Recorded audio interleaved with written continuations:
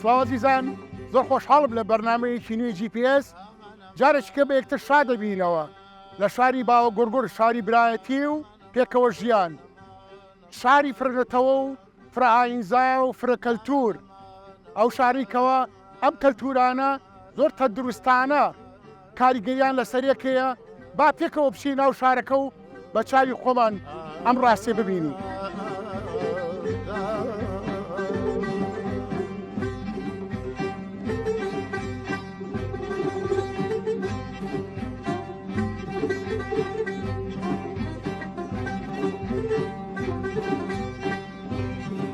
أي نقارة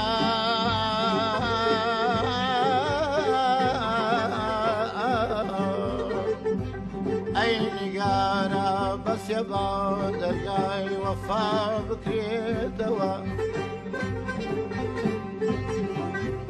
تابكي هردل تابكي هردل لسداني جفا بكسي توا دا دا دا دا کەرکووک خاوەنی پێشینەیەکی مێژووی زۆر کۆنی هەیە. لە قۆناغا مێژووی جیاجیاکانە، هەر لە قۆناغی مێژووی ئەنتیک و بەڵێن کۆن و تایەتە کلاسیک و تایەتە مۆدرن. ئەم شتێکەوە بۆ پشتڕاستکردنەوە ئەبینین شوێنەوارێکی زۆر لەم شارەیە هەیە. خۆشبەختانە هەنگێ لە دیوار و هەنگێ لە گومەز و ئەوەی کە ئەیبینین هین کراوە، ئەرشیف کراوە و ماوەتەوە بۆ ئەوەی کەوا زیاتر پشتڕاستی ئەم مێژووە بکات، بۆ زانیاری زیاتر و بەرچاوڕوونی زیاتر. کاک دکتۆر دڵشاد عومەر مامۆستایە لە زانکۆی کەرکووک، پێشتر سەرۆکی بەشی مێژوو بووە، میوانی بەرنامەکەیە. سڵاو ئەم کاتەوە باش. سڵاو لە ئێوەش بەخێر بێن بۆ قەڵای کەرکووک و بۆ شاری کەرکووک. زۆر زۆر سپاس دەکەم. ئێستا ئێمە سەر قەڵامان بەڕاستی بۆ ئەم دیمانەی خۆمان هەڵبژاردووە.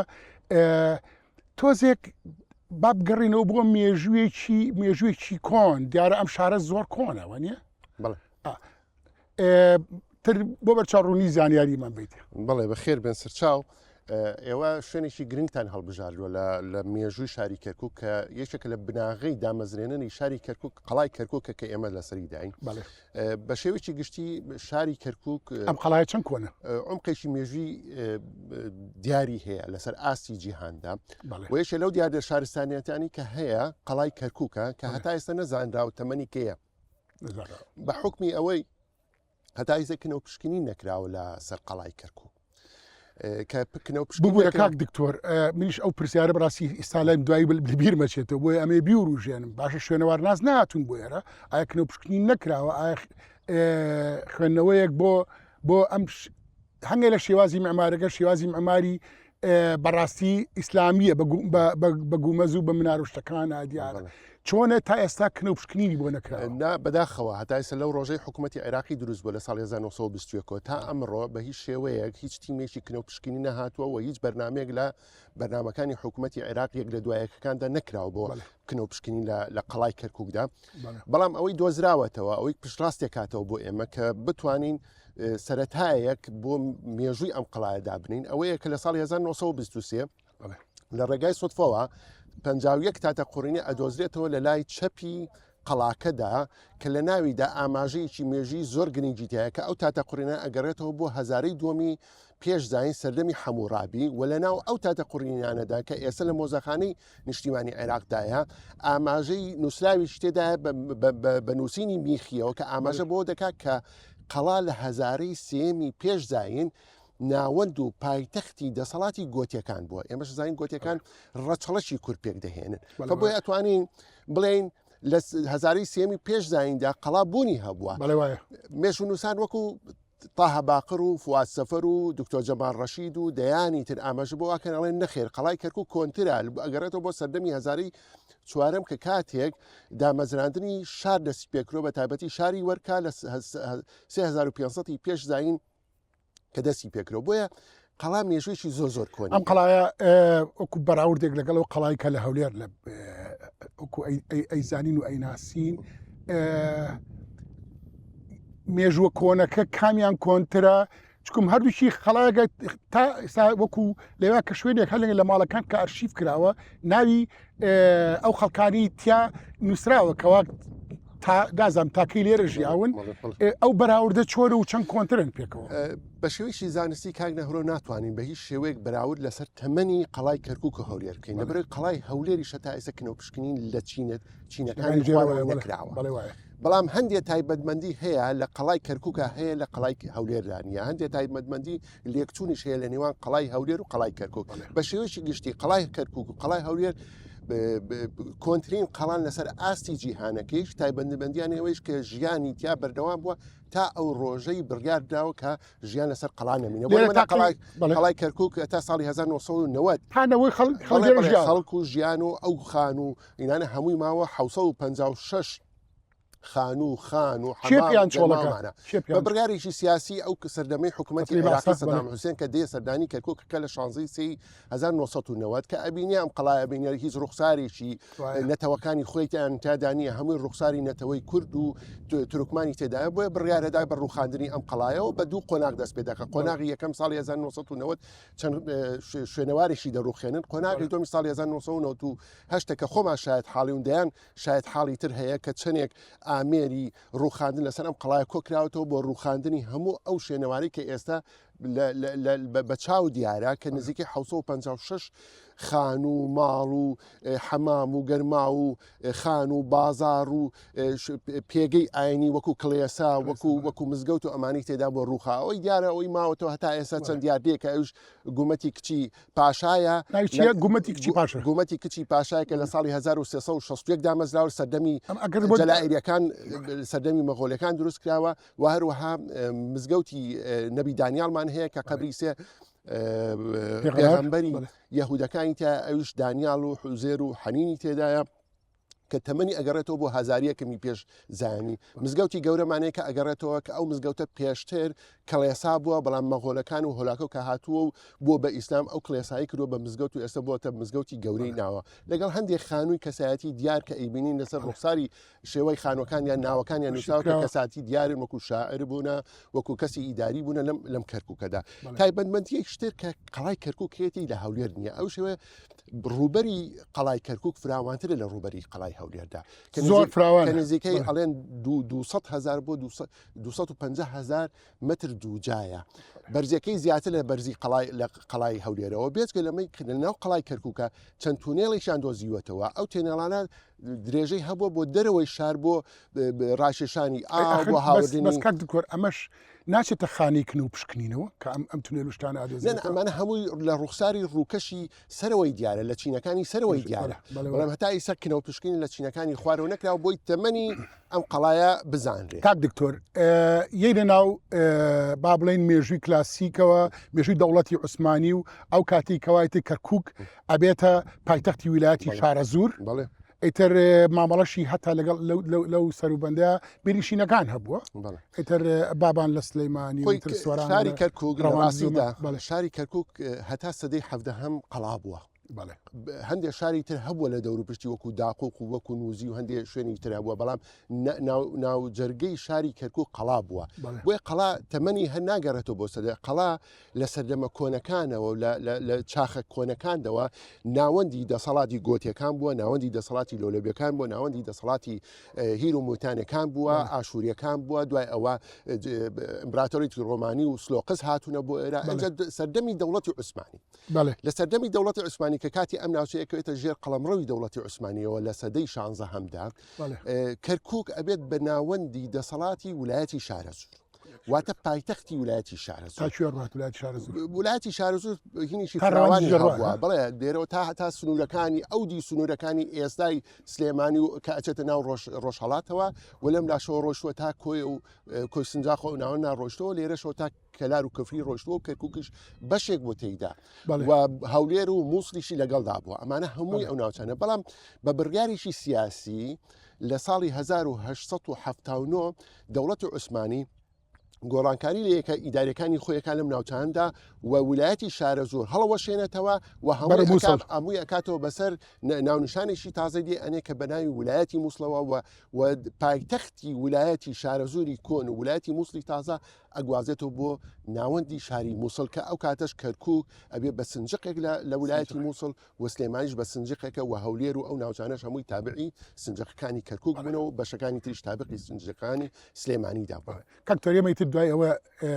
دارایتر مێژوەکە دوور درێژە و چەند بەرنمەیەکی هەیە بەڵام ئێمە ئەمانەیە چڕیکەینەوە بۆی بەرچڕونیەکمان هەبێ دوای ئێمە یێنە ناو مێژوی مۆدێرنەوە کاتێک ئینگلیز دەم ناوە داگیرەکە با بڵێن لە سەدەی ڕابردووە سەرەتای سەدەی ڕابردوو 1970 ئیتر ئینگلیز چۆن مامەڵە لەگەڵ ئێراکە ئیتر لە وابزانم لە بیستەکانیشان نەوتە دۆزرێتەوە وانە ئیتر چۆن ماڵ لەگەڵ ئێراکات و چۆن کەرکووک خۆی چۆنە ناو ئەم مێژووە ناو سیاقی مێژووە بێتەوە. کاک نەهڕۆی ئێمە ئاماژەیەکمان کرد لە سەرەتادا وتمان کەرکووک قەڵای کەرکووک ناوەندی دەسەڵات بوو بۆ شار قەڵای کەرکووک بووە بەڵام خەڵکی دانیشتوانیش سەرقەڵا لە سەدەی حەڤدەهەمەوە ئیتر دێن ئەخزێنە خوارەوە و ئەچنە دەوروپشتی قەڵا گەڕەکمان بۆ دروستەکان بۆیە لە سەدەی حەڤدەهەمەوە گەڕەکانی ئیمام قاسم و زێوێ و ئاخ حوسێن و پریادی و چقۆڕ و ئەو ناوانمان بۆ دروستەکان جا ئەم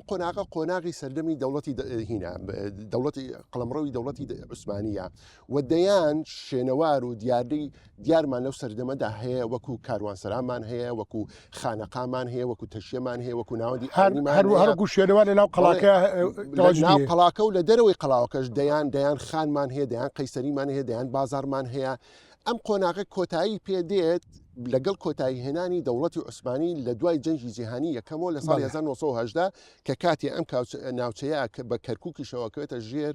داگیرکاری ئینگلیزەکانەوە و ئینگلیزەکان کە کات تێدێن پرۆژە و پلانی تایبەتیان هەبوو کە چەند ساڵێک پێشتر ئیشیان کردو بۆی بە تایبەتی کە کاتێ نزیکەی 37 ساڵ پێش جەنگی جیهانی یەکەم ئەوان زانیوانە لە کەرکووکە نەوت هەیە پلانیان بۆی داناوە کۆمپانایشان بۆی دامەزرەندووە لە ساڵی 1912 بەناوی کۆمپانیای نەوتی تورکیەوە کە هاوبەشی بەشەکانی ئەڵمانیا و بەریتانیا و دوای ئەوە ئەمریکا و فەڕەنساشی تێ ئەکەوێت بۆیە کە ئینگلیز دێت بەڕاستی ڕاستە هەموو یەکەی ئیداری و ڕوخساری ئیداری و قەزایی و ئەمانە لە هەموو عێراقا گۆڕێ و بە کەرکووکیشەوە ئەوێ ڕوخساری شارستانیەتی ئەو مۆرکەی کە دەوڵەتی عوسمانی لێرەدا سەپاندبووی لە کەرکووک و ناوچەکانی تردا هەمووی بسرێتەوە بۆیە دەیان پرۆژەی نوێی ئاوەدانکردنەوە و بیناسازی تەلارسازیمان بۆ دێنێ بۆ نمونە دەیان گەڕەکمان بۆ دروستەکە لە بەشی مۆدرێنی کەرکووک کە بەشی ئەو دیوی خاسە ئەکە ئەو دیوی ئاوی خاسە ئەکە کە ئەبینی لەوێنەدا ڕوخساری خانوەکانیان لە شێوەی ڤلێدایە ئەو کەرەستانی کە بەکار هاتوونە گیان لەم کەرەستانی کە ئێستا هەیە هەمووی بەرد و قایە و گەچن ئەوان هەمووی تاڵ هەمووی خشتە ڕوبەری خانوەکان گەورن خانوەکان ئەگەر سەیری بکەین گەڕەکەکان جاداکانیان فراوانترە و کۆمانی ئێستا ماڵی خاڵم لێ بوو گەڕکی عرفاڵی وەنیە گەڕێکی عرفاڵێم گەڕێکی گاورباخی ئەڵێم گەڕێ بەشێک لە سازگی ئەلماس و گاورباخی ژوکەوەی عرفەوەیە بە خشکراوە و گەورەی گەڕێکیان بۆ ئێمە دروست 500 متر مربع کاکە زۆر گەورەی کاک نەهرۆ 6 گەڕێکیان بۆ ئێمە دروستکۆ لە کەرکووکدا ئەمە ئەم گەڕەکانیان بۆ کرێکارەکانی خۆیان خاڵم کرێکار بوو لەگەڵ خانووە دەیان پرۆژەی خزمەتگوزاری تریان دروست کردە وەکو گۆڕەپانی تۆپیانیان دروست فوتبۆلیان دروست کردووە نەخۆشخانەی گەورەیان دروست و نەخۆشخانەی کەیوان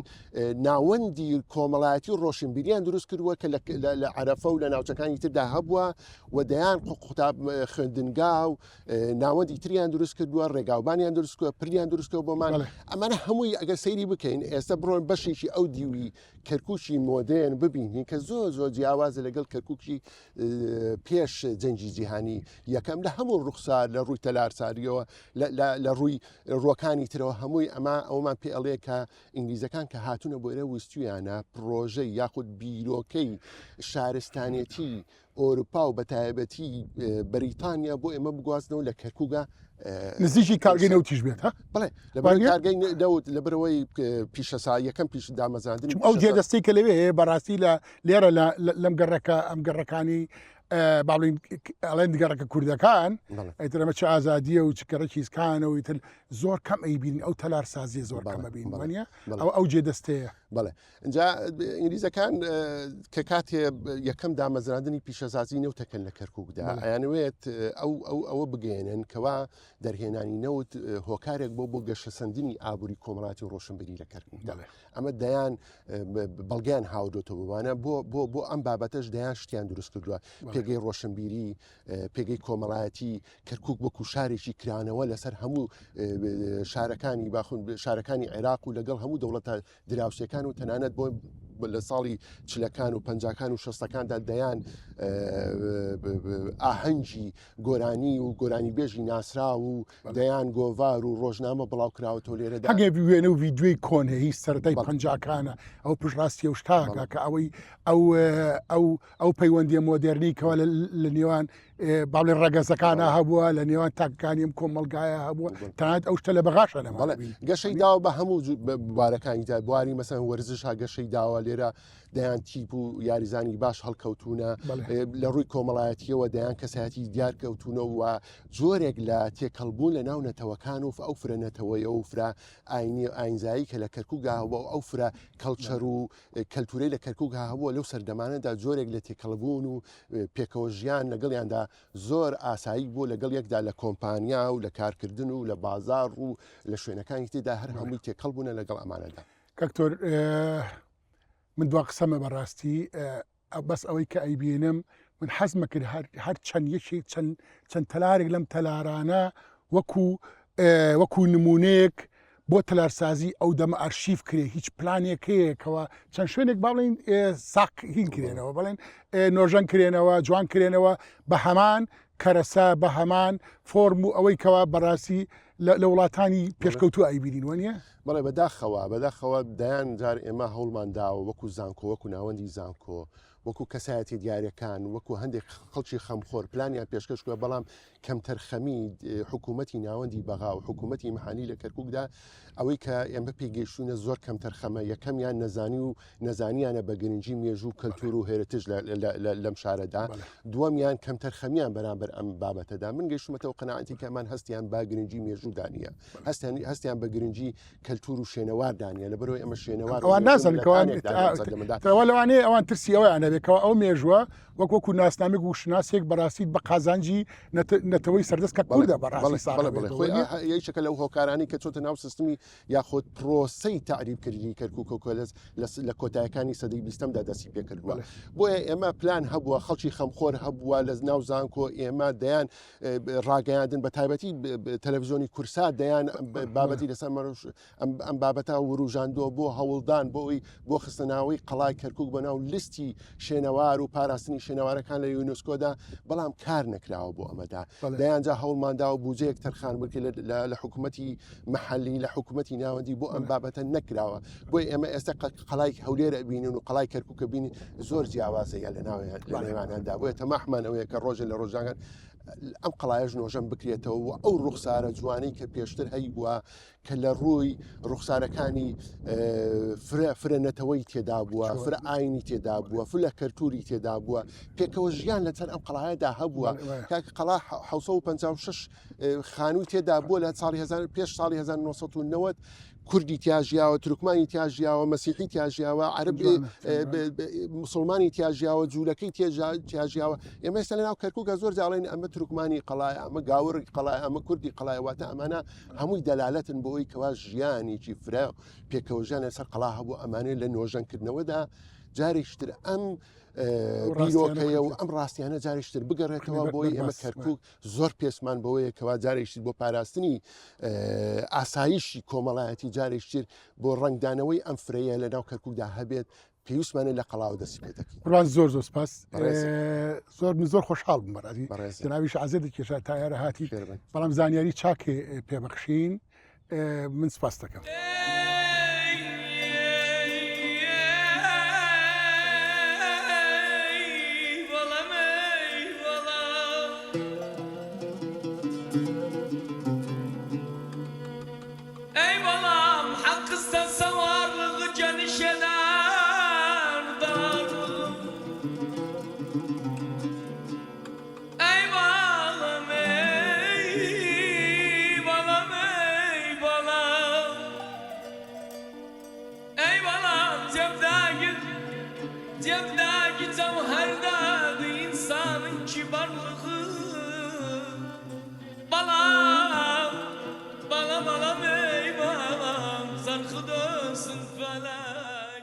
لە مێژووی بزافی دینی لە کوردستانە لە پاڵ مزگەوت و نێوەندە دینیەکانە ئێمە تەشی و خانەقاکانمان هەن بەڕاستی ئەم نێوەندانە تەنها شوێنێک نەبوو بۆ ئیتاعات و زکر و مەراسیمە دینیەکانیان بەڵکو نێوەندێک بۆ فێربوون بۆ فێربوونی نووسین و بۆ فێربووەکو حجرەکان بەڕاستی تەنانەت لێرە ئەستا هاتین بۆ تەژی تاالبان لێرە لە پاڵ ئەمانەیە مەقامات وەکو قوتابخانەیە بووە بۆ فێربوونی مەقامات بۆ فێربوونی زانستەکانی کە من بۆ ئەمە زۆر خۆشحاڵم لەگەڵ مامۆستا ئەحمەد نەجیب کەوا خۆی بۆ خۆی دەرچووی پەیمانگەی هونەرە جوانەکانە بەشی گۆرانی مەقامات و لە ئەکادمی هونەرە جوانەکانش لە هەولێر تەنها هەر مەقامی خوێنووە بەڵام ئەوەڵێت لێرە تەشەی تاالبان قوتابخانە ڕاستەقینەکەین بۆ سڵاو ئەم کاتەوە باش چۆنی کاتان باشخۆ بەخێربی گیانەکەمی سەرچاو تۆزە لە کاتی دەگرین بەڕاستی بەڵام من بە پێویستمان زانی تۆ خۆت بەڕاستی خۆبێشێک لە موریدەکانی ئەم تەچەیە ئەزانی الحەمدلله مەقام بێژێکی ئوستازیشی لە بواری مەقامە وەکو قەومەتی جەنابەت تورکمانیت جا من ئەمەوێت بەڕاستی بەبەردە چەند نیشانەیە پشتێنم ئەم تەشەی تاالبان لە هەموو دەرگاکانیەوە لە دەرگای مەقام لە دەرگای ئیتاعات و لە ئیمان و تەنها لە دەرگای مەقاماتیش ئەم هەموو سیفانە لە جەنابیش تا کۆبووەتەوە ئێمە لێرەین لە تەشەی تاالبانە ئەم تەچێ جوانە لە کەیا دروست کراوە ئوستاس مامۆستا ئەم تەچەی تاالبانی لە 1945ەوە دروست کراوە طبعا لە دەستی شێخ محمود زەنگەنە ئەم تەچەیە دامەزراوە دوایی شێخ محمود زەنگەنە شێخ عەبدوڕەحمانی خاڵسی ئەوە کە تەسەووفەکە لە دەستی گرت ئەم تەچەیە لە دەستی گرت دوایی لە فترەی شێخ عەبدوڕەحمانی خاڵسی زۆر شت بڵاو کرا وازان ببوو لە قسەش بیاڕوازم شێخ عەبدوڕەحمانی خاڵسی باوکی شێخ ڕەزای تاالبان شێخ ڕەزای تاالبان شێخ عەبدوڕەحمانی خاڵسی نەبەس پیاوێکی متەسەووف بوو وئینەما پیاوێکی لە عیلمە یەکەم بوو لە ئادابەوە یەکەم بوو لە ئەخلاقەوە یەکەم بوو طبعا لە مەقاماتە یەکەم بوو دوایی تەنزیمی تەکەی شێخ عەبدوڕەحمان خۆی دروستی کردووە لە کاتی خۆیەوە لەبەرەوە ئەو تەنزیمە لە تەکیا بەکاردێنێ طبعا لە هیچ جێگەیەک نییە لە کەرکووک ئەم تەکەیە ئەم خاصەتەن لە دوایی نوێژی جمعە زیکر دەست پێکە لێرە ئەو زیکرا طبعا بە تەنزیمی وەلەیسە بە ئیشەکە تێکەڵاو بێ مخەربەت نەخێر لە یەکەمەوە لەناو زیکرەکانیشان مەقامیش حەزوری طبعا حەوت فاسلی مەقاممان هەیە لێرە هەر حەوتەکەی لێرە ئەخوێندرێ حەوت مەقامەکە حەوت مەقامی ڕئیسی لێرە بەکار دێنێ طبعا بە لێرەوە زۆربەی مامۆستەکانی مەقامات تەخەرجی کردەوە من ضمنی مامۆستا عەلی مەردان مامۆستا مقداد محەممەد عومەر مامۆستا حەمەد درێژ مامۆستەکان زۆربەی مامۆستەکان کە بە لێرەوە چۆنە لێ ئەساسی مەقاماتی فێر بووە و دوایی مامۆستای خۆش بیان بینیت مەسەڵەن ئۆکەی تۆ لە فەتەی مامۆستا عەلی مەردانە جەناب گەنجی ئەوە نەودیوە بەڵام مامۆستا مقداد و مامۆستا مقداد طبعا لە بۆنەی مامۆستا مقداد ڕەحمەتی مامۆستامە من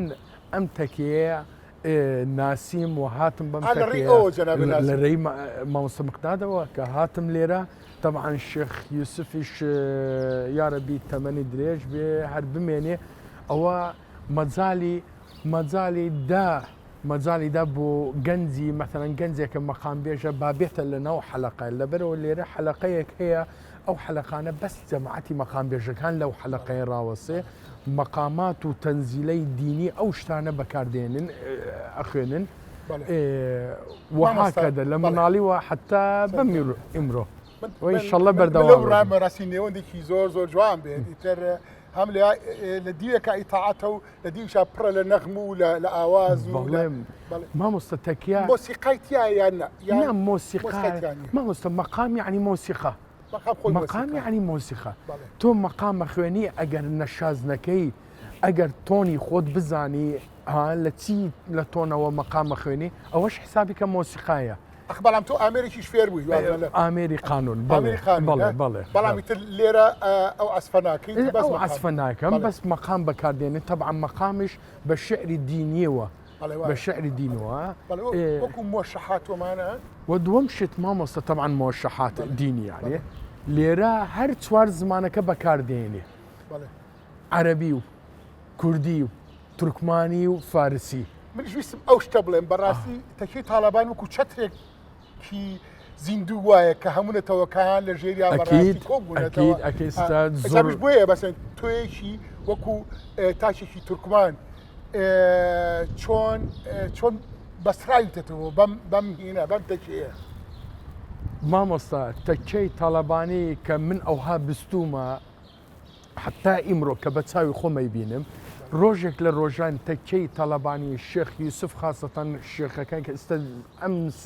ئەم زمانە کێ شێخی تەکەیە شێخ یوسف من قەت نەمدیوە فەرقی جیاوازی بکە لە بینی دەوڵەمەندی فەقیر لە بینی کورد و تورکمان لە بینی ئەو قەومیاتان لێرە ئەمە ئەتوانی بڵێ ئەمە کەرکووکێکی بچکۆلێ شوێنی برایەتی و پێکەوە ژیان کەرکووکێکی بچووک و علم و ئاداب و ئەخلاق و مەقام هەرچی ئەتەوێ لە کەرکووک نەدیوتە نەبستوتە لە تەکێ هەیە زۆر جوان جەناب باسی شێو ڕەحمانی خاڵسێکە شێو ڕەحمانی خاڵس وەکو وتمان باوکی شێخزای تاالبانیە ئەو من ویستم بەڕاستی ئەو شتە بزانم ئایا شێخ ڕەزا ئەو توانە شعریە گەورەی کە هەی بووە کاریگەری باوکی بەسەرەوەی یان شێ ئەو ڕەحمان شاعیر بووە شێخ عەبدوڕەحمان لە ڕێی تەسەووفەوە یەکەم متەسەووفی خۆی بووە متەسەووفێکی پڕ دوایی شاعرێکی زۆر مهم بووە شاعری ئاخر زۆر مهمە مامۆستا وەرە تۆ شعرێک خۆت زمانت کوردیە شعری فارسی بنووسی شعری عەرەبی بنووسی شعری تورکمانی بنووسی ئەو کاتە تورکمانی یعنی بە زمانی عوسمانی نووسیوە زۆر قورسە مامۆستا ئەو شعرە ئێستا بەکاردێنی لێرە لە تەکە لەبەرە مەثەنە وەکو میسالێک عشقڵب ڕووزی ئەزەلدەن ساقی پەیمانەمس عالەمی غەوغایە سەڵمش نەعڕەی مەستانەمس عالەمی جەندەن شەرابی مەستۆڵمشس سر وەحدەتر هەمیشە بادەی مەیخانەمس مەظهەری نووری جەماڵن کەعبەدر پوتخانەمس ئۆڵ جەماڵم پرتەونەن ئۆڵ جەمانن پرتەونەن کەعبەدر پوتخانەمس نەچەئی لە دەرگەی خاڵس هیجری لە زوڵمەتەدر شندی فەیزی وەسڵدان ڕەوشان ئۆڵب کاشانەمس دەستخۆش ئەم شعرە من زۆر باش تێنەگەیشتم بەڵامی تر کۆمەڵی وشەی عەرەبی و کۆمەڵی وشەی فارسی و کوردی تایە ئەگەر دێتە بە زمانەوە بە فارسی لە ناوی تێدایە عوسمانی کەلیمای عوسمانی لە ناوی عەرەبیش لە ناوی هەیە تورکمانیش لە ناوی ئەوەش طبعا شعری تەسەووف لە هەموو بوارێک قەزدی کردووە مامۆستا لە بۆنەی خۆشەویستی لە بۆنەی دنیاوی لە بۆنەی دینی لە بۆنەی ئێمە شاعر کلاسیکەکانمانتە هەر لە مەحوی و هەر لە نالی و هەر لە شێخزای تاالبانی و پێش ئەم کوردی ئەمانە بە هەموو زمانەکان شعریان وتووە لە پاڵ کوردیە شعری عەرەبیان هەیە و شعری فارسیان هەیە و شێخزای تورکی هەیە و ئەمان بەس مامۆستا من تاوان جەنابێت وەکو مەقام بێژێک لەم شارەیە نێو و ناوبانگت هەیە ئیتر وەکو پەیوەندەکەشی بە تەکەی تاالبانی و کەوا لەناو تەشەکەیە بە حەو نەزم مەقامات ئەخوێنرێت من زۆر خۆشحاڵە بم بەڕاستی جۆم لە دەنگێ بێت بە قوربان بە سەرچاو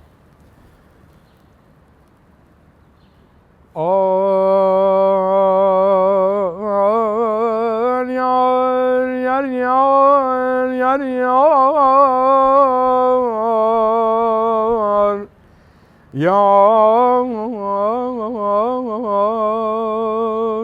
علي لجان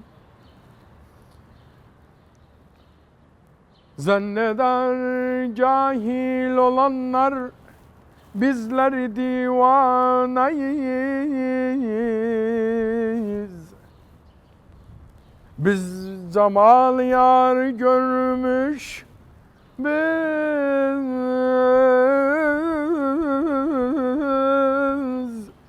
biz cemal yar görmüş bir takım mestaneyiz yar. Yar Ali Can.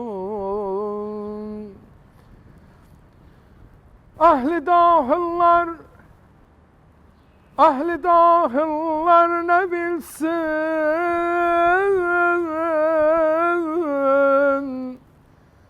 ahli batın halını yar. Aşk meydanında can vermiş, aşk meydanında can vermiş acab merdanayız.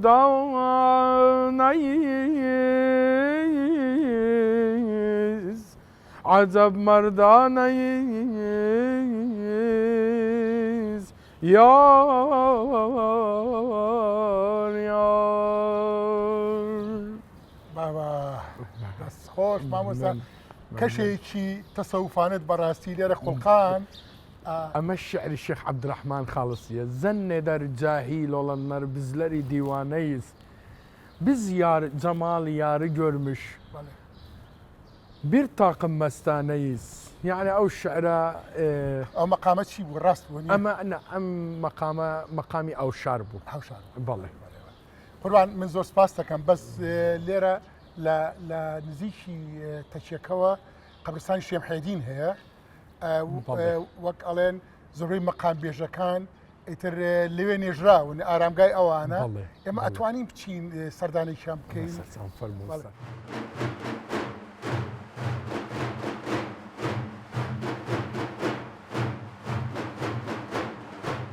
عزیزان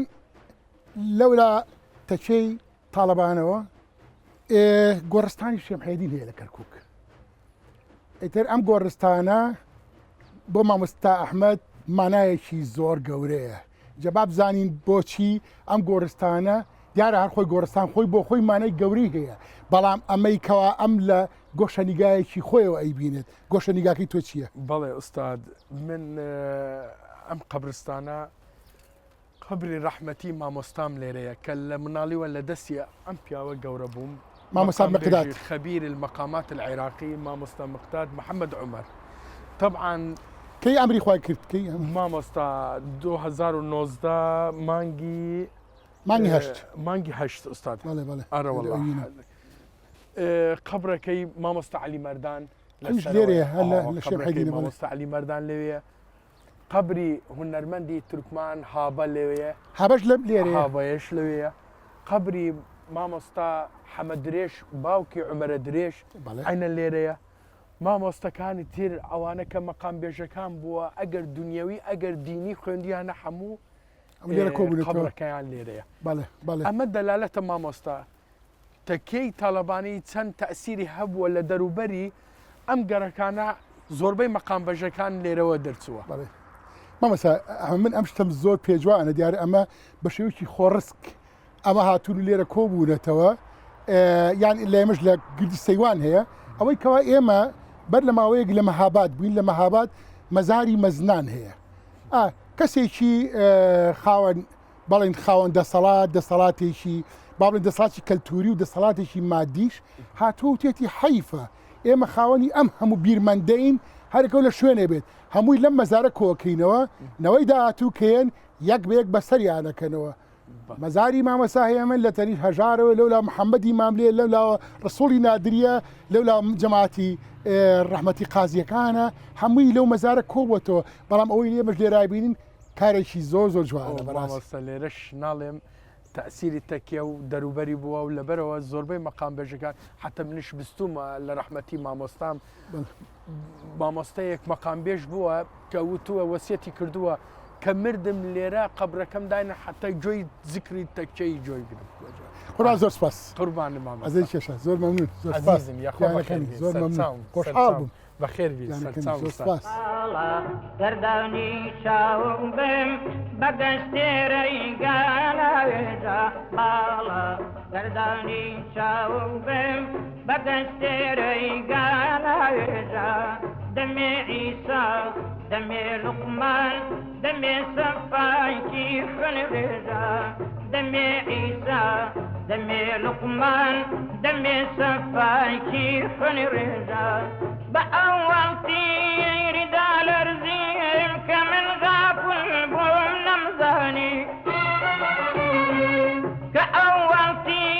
ریدا لەرزیم کە من غافل بووم نەمزانی کە من ئێستا کە هۆشیارم کە من ئێستا کە هۆشیارم سەدەن کێتر بە هاوێژە عزیزان من زۆر خۆشحاڵم لێرە لە کەرکووک لە مەڵبەندێکی ڕۆشنبیری لەناو ئەم کتێبانەیە خۆم بینیەوە مامۆستایەکی خوێنەوە مامۆستایەکی میدیاوان ئەم مامۆستایە ئەم بەرپرسیارەتە گەورەی لە ئەستۆ گرتووە و ئەم مەڵبەندی لێرە لەگەڵ ئەم کتێبخانە جوانەیە دروست کردووە مەڵبەندەکە ناوی مەڵبەندی دیالۆکە ئیتر کە ئەبێ لە کەرکووکە نێوەندێک هەبێ بە ناوی دیالۆکەوە ئەو ئەم شوێنەی کەوا چەنەتەوەی شتایە چەند کەلتوری جیاوازی شتایە ئیتر ئەم مامۆستایە دیارە چووەتە ژێر ئەم بارەوە و پێی ئەڵێ دەڵێ من ئەم بە چەترێک و ئەم هەموو کەلتورانە پێکەوە کۆکەمەوە و جا من ئەمەیە بزانم ئەم شێواز و فۆرمی کارکردنی ئەم مامۆستایە چۆنە سڵاو ئەم کاتەوە باش ماوەتە زاشکر ئەو کاتە باش بەخێر بێ سەر چاو زۆر خۆشحاڵە گیانەکەمی زۆر سپاس هەر شوێنەکە و بەڕاستی زۆر جوانە و شوێنێکی زۆر زۆر شارستانیانە دیارە کتێبخانەیەکی گەورە خەڵکێکی زۆر دیارە ئەم ڕۆژ لەوە چێ کۆڕ و سیمینارێ هەبێ بەتەکی دوایە ئێرە ناوەندێکە هەر ئەوە نیە کتێبخانە بێت ناوەندێکی ڕۆشنبیریە سیمینار و کۆڕ و ئەوانی تیاکرێتەوەوانە بۆ دوای هین هەموو نەتەوەکانە لێرە عەرەب و تورکمان و کورد لێرە بەشداریان کردووە لەم کۆڕێ ئەمڕۆیە ئەی ناوەندەکە هەموو ئەو پێکاتانەی کەرکووکی گرتووە لە خۆی و بیچووکەرەوەی هەموو پێکاتەکانە مامۆستا بابەتەکان بابەتی ڕۆشنبیریە بابەتی خۆی لە چی شێوازەکە ئابینێتەوە خۆی لە چی محتەوایەکە بێت و بابەتەکە نووسینە ئەدەبیاتە چییە ئەمانی کەوا لێرە قسەی لەسەرەکرێ ئەوەی قسەی لەسەرەکرێ هەموو ئەو شتانەی ئێستاکە لە عێراق ڕوئەدا هەموو ئەو کایانەی لە عێراقا هەیە بە کایەی ڕۆشنبیریتەوە بە سیاسیتەوە بە پێکەوە ژیانی پێکاتەکانەوە تەنانەت یعنی لەو هاوکاریە لە نێوان پێکاتەکان هەیە لێرە لەم کۆڕانەیە باسەکرەیە کۆڕەکە ئەدەبیە کۆڕەکە سیاسیە کۆڕەکان زانستیە یانی کولێت و دێتە ئێرە ناوەندەکانی تر دێنە ئێرە لێرە ئەم کۆڕانە ئەکرێت کامووی لە خۆیەگرێت بەتاکی هەمووی لە بەڵێ من خۆزگا خوازم کەوا لەیەکێ لەو کۆڕانەیە بەشدار بوومایە بزانین مشتومڕی نیە ئەو پێکاتانە لە کۆڕێکی وا جددیە یان لە قسەیەکی جددیە من بەتەنها سیاست ناڵم لەبەرەوەی جارێ سیاستەکە جارێ هەموویە شێواوە لە بواری ڕۆشنبیریە ئەو مشتومڕە جددیە چۆن خۆی بینێتەوە ئێمە خۆمان هەر ناوەندی دیالۆگ درێژکەرەوەی سەردەمی هاتنی ئینگلیزە لەبەر ئەوەی ئینگلیز مۆدرنی هێنایە بەڵێ عێراقەوە هێنایە کەرکووکیژەوە کللتوری ئینگلیز ئەوە بوو پاسکیلی هێنا سیارەی هێنا تەنانەت ئەو ئوتوەی بە خەڵوز گەرمەکرات و جلوئینیانەکە هەر ئینگلیز هێنای یاری تۆپ پێ هێنا سینەمای هێنا ئەم هەموو کایە ڕۆشنبیریانە لەگەڵ هاتنی ئینگلیزە کتێبخانەی دیالۆکیش درێژکەرەوەی شوێنەوەرەکەی دیارە هەموو کتێبخانەیە لەبەرەوەی ئینگلیزیش لێرە کتێبخانەیەکی گەورەی هەبوو ئەمریکیەکان کتێبخانەیەکی گەورەیان هەبوو لێرەیە جگە لەوەیش ئێمە لە شەستەکانیش لە کۆتایی شەستەکانشا کتێبخانەی ئاسۆ بەناوبانگە یانی لە ئاستی کوردستانە ئیمتیدا هەر ئەمەی ئێمە ئەو درێژکەرەوەی ئەو کتێبخانەوە ئەو ناوەندە سەقافیانەیەکەوە ئێستاکە لە دیالۆکە گیرساوەتەوە مامۆستا بزافی ڕۆشنبیری لێرە ڕۆشنبیری هەموو نێتەوەکان لە چه ئاستێکە لە پاشەکشایە یا بەرەو پێشچوونەیان شتێک هەیە ناوی مسامحەیە تۆلەرانسە ئەم تۆلەرانسەیان ئەم مسامحەیە ئەم لێبوردەیە هەیە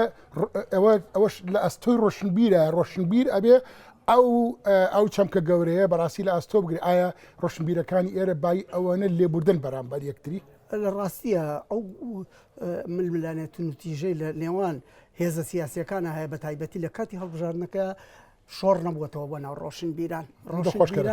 ڕۆشن بیران دوورن لەو مەجالەیە تەنانەت بازاڕیش لە ڕووی ئابووریشەوە ئێستا بچینە شەقامی جمهوری تورکمانێک و عەرەبێک و کوردێک و بە تەنیشتێکەوەن ئەمە چایتیۆ ئەو دوکانی ئەوە هەیە ئەو جل لە فرۆشی ئەوە خەیاتە ئەوەیە ئەمە کاریگەری نەبووە ئەو سڕا ئەو ململانەی سیاسیەکان ئەیکەن لە کەرکووکە نەیتوانیوە شۆڕ بێتەوە بۆ ناو پێکاتەکان توانیانە پەیوەندیەکانی خۆیان پێکەوە ژیانی خۆیان بپارێزن ینی لە شارەکە ئەمایی خۆشی هەرمومانە بەڵام ئیتر ئەم ئەزمونە چۆنە گوازنەوە بۆ ناونەوەی تازە بۆ ناو گەنج ئایا لە ناو کۆڕ و سیمینارەکانە گەنجیش بەشدارە؟ تا حدێک بەشدارە بەڵام کای ڕۆشنبیری بەعام ینی بە شێوەیەکی گشتی لە پاشە کشەیە ئێستا بە تایبەتی دنیای کتێبی ئەمەی پێی ئەڵێن کتێبی وەرەقی ئێستاکە ئەم سوۆسیال میدیا و خۆتەزانی لە تۆڕە کۆمەڵایەتەکان ئەمە فەیسبوک ئەمانە کاریگەری زۆریان هەبووە کە تەراجعی کردووە مەسلەی دنیای کتێب و گریجی کتێب و ئەوانە بەڵام باای خۆی جیلێ خەر هەیە باین پلانێکتان هەیە کەوا ئیتر مخاتەبەی ئەو جیلە تازەیە بکەن بەڕاستی ناکرێتە لە سنووری وەنیە لە سنووری تەمەندارەکانە و خەڵکە نازجەکانە بێکەوە ئەوانیش چکم ئەگەر سەقافە لە پاشە کشاوی بەڵام ئینسانی ڕۆشنبیر ڕاوح ناکە لەژی خۆیان ئەوێ هەنگاو بنێەوە پێشەوە لێرەوە ینی لە ڕێگەی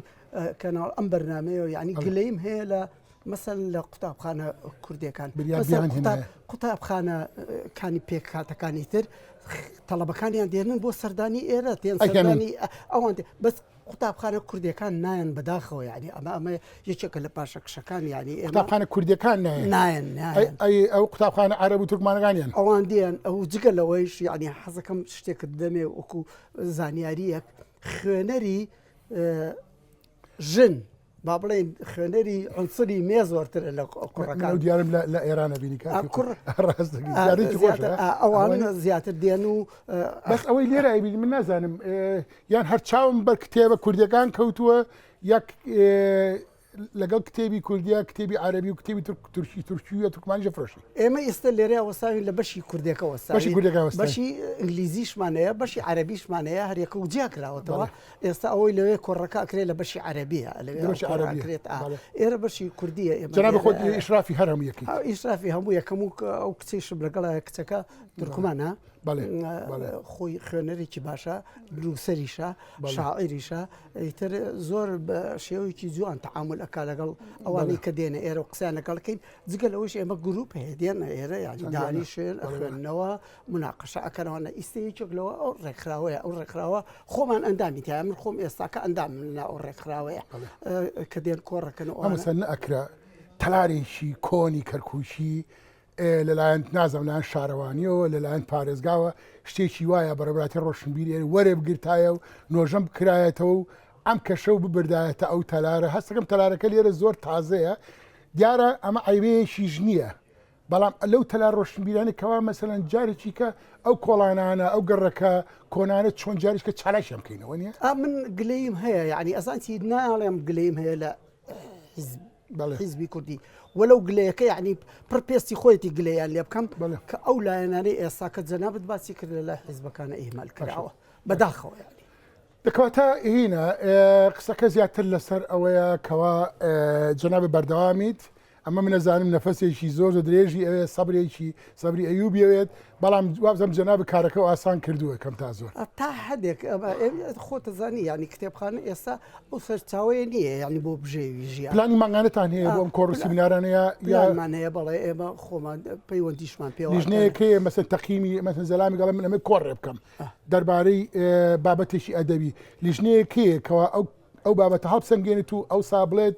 فەرمو وەرە کۆڕەکە ئێمە ئازادی ئەدەینە هەموو ئاراستەکان و زیاتریش کچەکەم داناوە پەیوەندیەکان لەگەڵ کچەکەیە تەنسیقەکەن و کۆڕەکانیان ئینەکەن تەنانەت ئێمە ینی پێشانگای شێوەکاری ئەو شتانیش ئەگرینە خۆمان لێرە هەر بە تەنیشتمانەوە شتێکی تر هەیە ناوەندێکە بۆ فێربوونی مۆسیقا ئەوەی شەیە لە تەریشتمانەوە پەیوەندیان لەگەڵ نێوەندەکانە لەگەڵ پەیمانگە جوانەکانە لەگەڵ زانکۆمانە چۆن ئەم پەیوەندیمان هەیە سەردانتانەکەن بەڵام گلەیمانیش هەیە گلەیمان هەیە گلەی هەر لە خۆشەویست دەکرێت گلەیەکەمان ئەوەیە ئەتوانن ڕۆڵی زیاتر بگیێڕن ئەتوانن ئەم شارە باوەڕ دەبێ بۆشاییەکی گەورەی هەیە یعنی کورد ئەبێ پڕی کاتەوە من پەیامەکەم بۆ کوردە دەبێت پڕی کاتەوە کاکە زانکۆ دەبێت پڕی کاتەوە تۆ سێ زانکۆ لە کەرکووکەیە حەوت مەعهەد هەیە پەیمانگا هەیە لە کەرکووکە کۆمپانیی نەوت هەیە هەموو ئەو ململانەیە هەیە لەسەر کەرکووکە دەبێت کورد بزانێت چی ئەکات لە کەرکووک.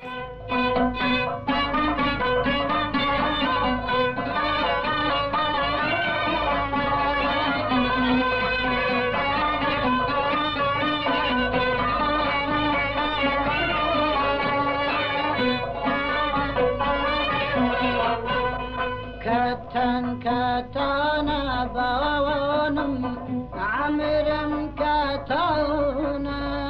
كاتان دان بشكل هيهار يالي خانا خۆشبەختانە جەنابی بەڕێوەبەری پەیمانگاکە مامۆستا چالاک سدیق خۆی ئامادە بوو لێرە ئیتر بۆ بەرچاوڕوونی دەربارەی پەیمانگاکە و دەربارەی بەشەکانی پەیمانگاکە ئەوە باسێکی خێرامان بۆ بکام کاتۆ بار چۆنی مامۆستا باش زۆر زۆر سپاس بۆ پەیمانگاکەوان زۆر دڵخۆش بن زۆر سپاس ئێمە سا ناو کەشێکی هونەری زۆر زۆر خۆشان من خۆشم دڵم زۆر زۆر پێخۆشە بە تایبەتی ئەمە بەشی شێوەکاری و ڕسم و ئەمانەیە چەند بەشتان هەیە لێرە پەیمانگای هونەر جوانەکانی کەرکووک و هەموو پەیمانگاکانی هەرێمی کوردستان لە سێ بەش پێکاتەوە بەشی شێوەکاری و بەرلقەکانی ڕسم و سیرامیک و پەیکەرسازی لەگەڵ بەشی شانۆ و بەشی موزیکیش تا چەند چالاکە چۆن لێرە لە شاری کەرکووکە ئەم بەرهەمانە ئایا نمایی شەکرێ ئایا هونەرمەندی گەوری دروستە بێ مەسن من لەم بینەیە بڵێ بەشی شانۆتان لە شاری سەخس بەشداری کردووە وانە؟ بەڕاستی دیارەوەکو هەموو پەیمانگاکانی تریتر ئەو خوێندکارانەی کە لە نایانە سەرکەوتووە بن هونەرمەندی باشیان لێ دروستە بێ و دیارە بەشێک شێ بێتە مامۆستای هونەر بەڕاستی ڕۆڵی گرنگیان بینیوە ڕەنگە بەشێکیان شان بەشانی خۆمان ئیسەر لە ساحە هونەرەکەیە کاریگەریان هەیە لە بواری مۆسیقا و هەر سێ بەشەکە هەر سێ بەشەکە یا بەشێکیان بوونەتە خاوەن بڕانامەی بەرز و لە زانکۆکانیشان لێیان بۆتە مامۆستا و هەر دەرچووی ئەم پەیمانگایان لە ماوەی 20 ساڵی تەمەنی پەیمانگاکەیە بەڕاستی بەشێ زۆر لە خوێندکارەکانمان ئێستا لە ناو هونەری کوردیا ڕۆڵی گرنگە بینن. پەیمانگای هونەری شاری کەرکووک بەڕاستی لە شوێنی کە جیاژ دەکرێتەوە لەگەڵ پەیمانگاکانی بەشەکانی کەی کوردستانە شارەکانی کەی کوردستانە ئێوە لە شاری کەرکووک شارێکی فرەکەلتورە شارێکی با بڵێن ئەو شارە ڕنگاڵی کە باس دەکرێت شارێکەکەوە بەڕاستی کێشمەکێشێکی سیاسی زۆری تایە ئێوە لە ناو ئەم هەموو بڵێن ئەم هەموو جوڵەیە چۆن کارەکەن کارتان چۆنە پشتگیریە کرێن دژایەتیە کرێن چۆنن بەڕاستی وەکو پشتگیری چەند پشتگیری زۆر بکرێەوە دیارە بۆ ئێمە باشترە بەڵام لەگەڵەوە شا ئێمە هەر هاتوین ئەگەر هەر پەیمانگا ڕۆڵی خۆی بینیوە ئەگەر مەسەن پشتگیری دارایشی کەس بوو بێ ئێمە لە کار هەر نەوەستاوین شاری کەرکووک دیارە تایبەتمەندێتێکی ئەوەیە کە فرەنەتەوەیە ڕەنگە لە ناو جگەر لە کورد هونەرمەندی تریش لە سەر دەستی مامۆستا بەڕێز هەر لێرە لەم پەیمانگایە نەتەوەکانی کەش خوێنن وەنیە؟ ئەنی ئێمە لە نەتەوەی تورکمان بۆ نمونە هونەرمەندی دیاری مەقامبێش ئەحمەد نەجیب دەرچووی ئەم پەیمانگایە کاتێکە خۆم مامۆستای موزیک بوو ئەحمەد نەجیب لێرە تەواوی کردووە بەڵێ لەسەر دەستی من ئامێری عودی خوێن بۆ ماوەی 3 ساڵ بەس وازم ئەو لەگەڵ ئەو دیشە قانون بێژ دوای ئامێرەکەی گۆڕی بۆ قانون وتی بۆی کە لەگەڵ مەقاموتنەکەما بتوانم ئەو دوانە ئاوێتە یەکتری بکەم یعنی بۆ نمونە دیارە لە زۆر هونەرمەندی تر لە هونەرمەندە شێوەکارەکە لە نەتەوەی تورکمان لە عەرەب بەڵام لە نەتەوەی کورد زیاتر بە پیریمانەوە هاتوون بەس مامۆستاکان هەمی کوردن یا وڵات تێکەڵێن تەناوت لە بەشی مۆسیقا مامۆستایەکی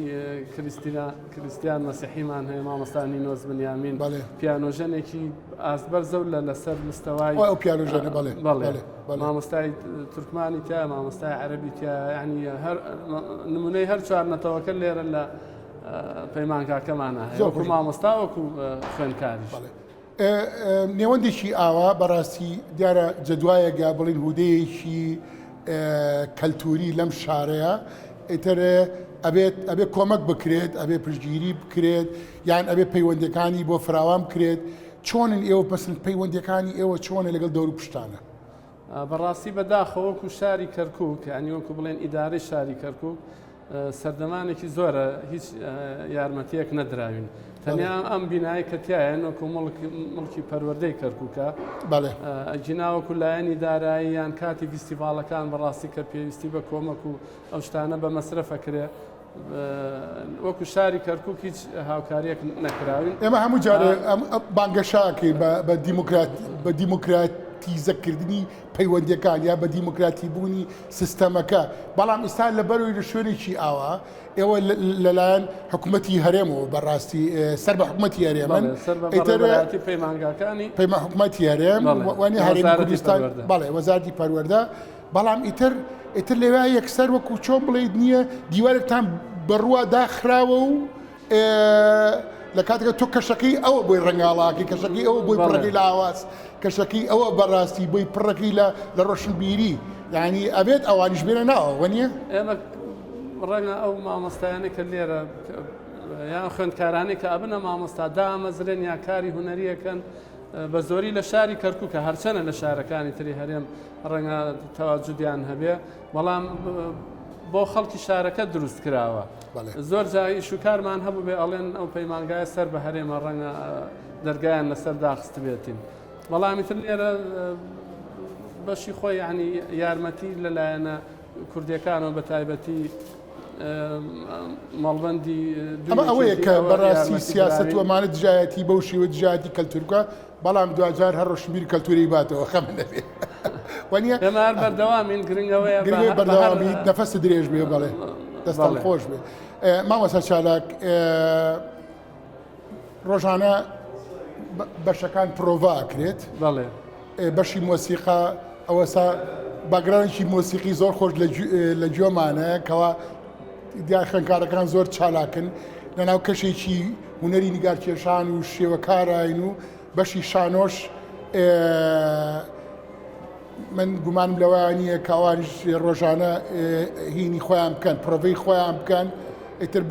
بۆ شانۆگەری جیاجیا ئەمانە لەکوێ نمایش دەکرێت چۆن نمایش دەکرێت فێستیڤاڵتان هەیە لەم شێوەیە کەوا ئەمانی ئەم کارانیتیا ئەم 20 ساڵی پەیمانگای دیارە گەلێک فیستیڤاڵی ساڵانە کراوە ئەم پەیمانگای 20 ساڵە هەیە بەڵێ لە ساڵی 2004 دامەزراوە کۆتا فیستیڤاڵمان ساڵی خوێندنی پار بوو ساڵی خوێندنی 22-23 بەڕاستی فیستیڤاڵێکی زۆر گەورە بە تایبەتی بەشی شێوەکاری بەشی شانۆ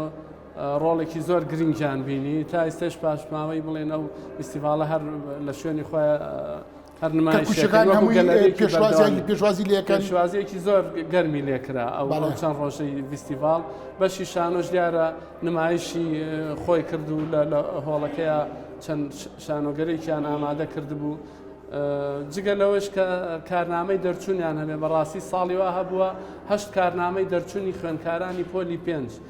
ئەوانەی کە لە بەشی دەرهێنان و هەروە هەنواندن ڕۆڵی تەواویان تیابینیوە دیارە تەخەڕوجەکەیان لەسەر ئەو شانۆگەرێ بۆ ئەژمارەکرێ بەڕاستی ئیشی زۆر جوان کراوە لە بەشی شانۆ هەروەها بەشی مۆزیکیش کۆمەڵێ خوێندکاری باش کە ئێستا ڕەنگە لە ئۆرکستراکانی کوردستانە لە سلێمانی یا لە هەولێر یا لە بەشێک لەو گروپانەیە دەوریانەیە بەگشتی هەموو خوێندکارەکانەوانی کە ئاستێکی بەرزیانە بێ ڕۆڵی باشیان ئەبێت لە هونەری کوردیە.